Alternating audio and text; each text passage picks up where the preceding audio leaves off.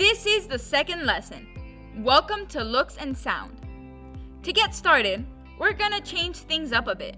First, we're gonna select a different sprite to use for this lesson. Let's select the ball sprite, which has a lot of different costumes we can use. Awesome.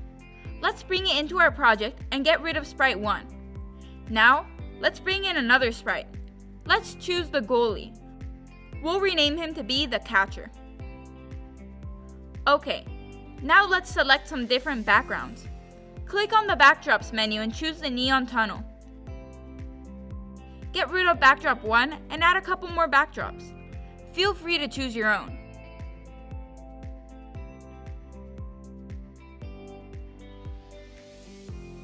These are all the ones we've selected. Now that we've set up all of our visuals, let's get into coding. First, we should code the ball. Click on the ball and drag out this event block.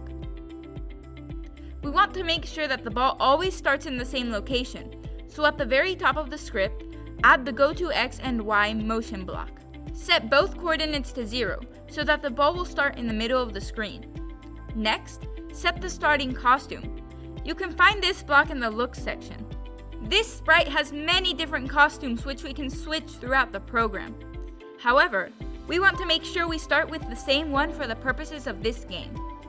Finally, to set up the start of the game for the ball, let's change its size. Drag in the Set Size To block and put it below the Switch Costume block. Set the size to 75%. For this next step, we're gonna start using loops.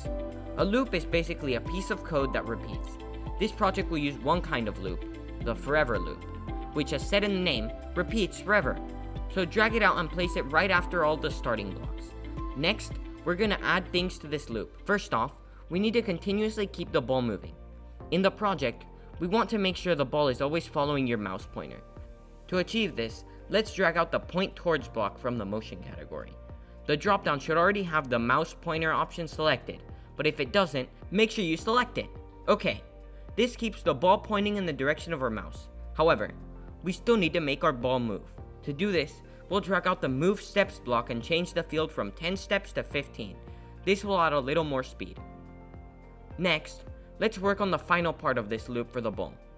Going to the Control category, drag out the If-Then block. This is a conditional, so what that basically means is that whatever is inside this block will only run if a condition is met.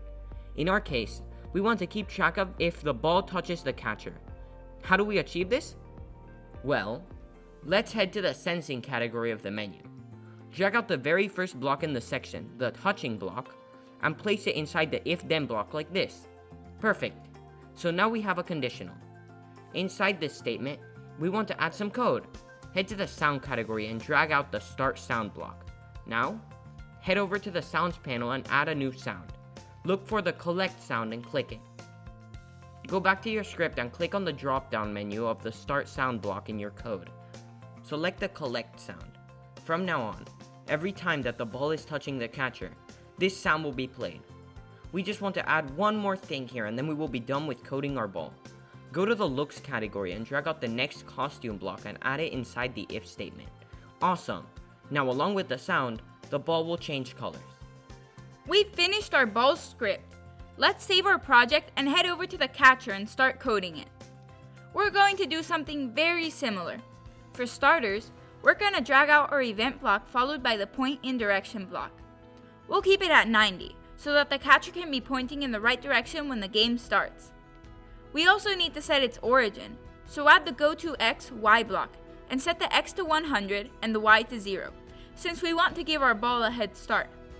Next, let's set the size of the catcher to 50%, since we don't want it to be too big. Now, let's add some functionality. We want the catcher to chase after our ball, but we don't want it to be too close. To do this, bring in a forever loop, followed by a point towards block from the motion category. Place it inside the forever loop, and click on the dropdown and change the fields from the mouse pointer to ball. We want the catcher to chase after the ball. Finally, drag in a Move Steps block, and change the field from 10 to 5. We are setting the value to 5 so that it doesn't come after our ball too fast. Last on our project is the backdrops. Click on the backdrops and go to the Code section. Drag out the green flag event block and under it place a switch backdrop block. Pick whatever backdrop you want the game to start off with. Next, we'll add a forever loop and within it a play sound until done block to play music during the whole game. Go into the sounds panel and bring in the dance around sound.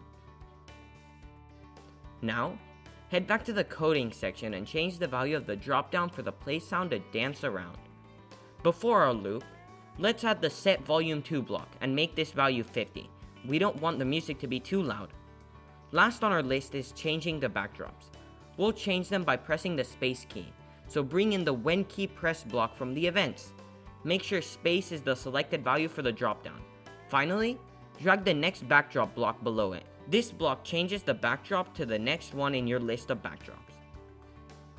Let's save our project one last time, and now let's play it. Press the green flag to start. And now, move as far away from the catcher as possible. Every time the catcher touches the ball, a sound is played and the ball's color changes. Also, when you press the space key, the backdrop changes. Great job! You've just finished the second lesson for learning how to code in Scratch. Hopefully, you've now learned enough about Scratch to start making your own projects. Make sure you check out Coderable.com for the complete course. See you in the next lesson, and remember to keep coding.